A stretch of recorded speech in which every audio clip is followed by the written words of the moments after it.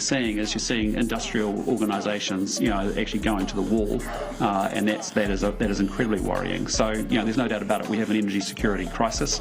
Is that New Zealand is now facing an electricity crisis. Crisis that required government intervention to avoid blackouts. A country like New Zealand, with abundant natural resources, shouldn't be in this position. The immediate levers to pull down the price have pretty much all been pulled. Rationing from major users Methanex and Tiwai Smelter, allowing power companies to draw on contingent water sources.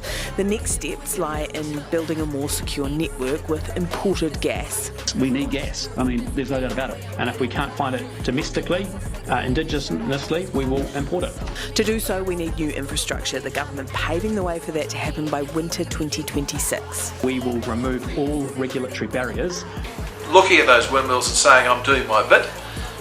We need also to change the RMA so that spurious sort of objections to renewable projects can easily be put to one side. So we can have that in place as quickly as possible. Rambunctious Regional Development Minister Shane Jones has for weeks been firing verbal missiles at the power companies, aka gentailers, which both generate and sell power, for their profits, even saying they were profiteering. We're at a time when New Zealanders and regional New Zealand are being sent to the scrap heap. We've got these corporate grandees celebrating dividends in the parlour and boasting how rich they are. Go on to say, today the so-called electricity market exists only in the imagination of national ministers, aided and abetted by the hundreds of managers and consultants who now gorge on the revenues looted from the public by way of electricity prices.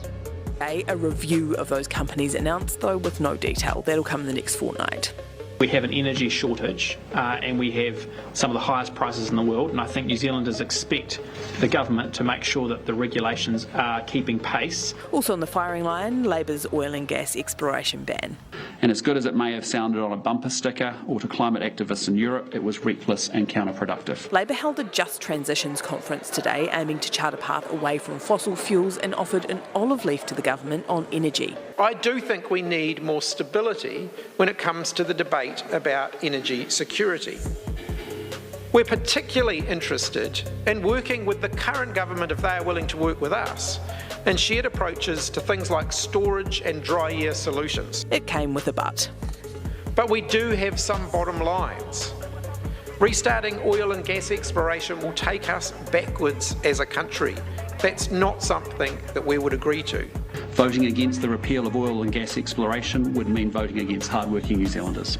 Voting against fast-track legislation would mean voting against hardworking New Zealanders, because it is ultimately them that actually, particularly those on lower incomes, who bear the brunt of energy insecurity driving higher electricity prices. I don't want my kids, my grandkids and great-grandkids to find that the legacy that we leave them is one of a planet that we can no longer live on. A vote for the repeal of its gas ban sounding unlikely from Labour. Remember back in 2003, there was an electricity crisis during the winter months in New Zealand. Electricity was in very short supply.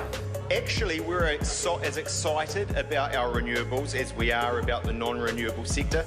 And as good as it may have sounded on a bumper sticker or to climate activists in Europe, it was reckless and counterproductive.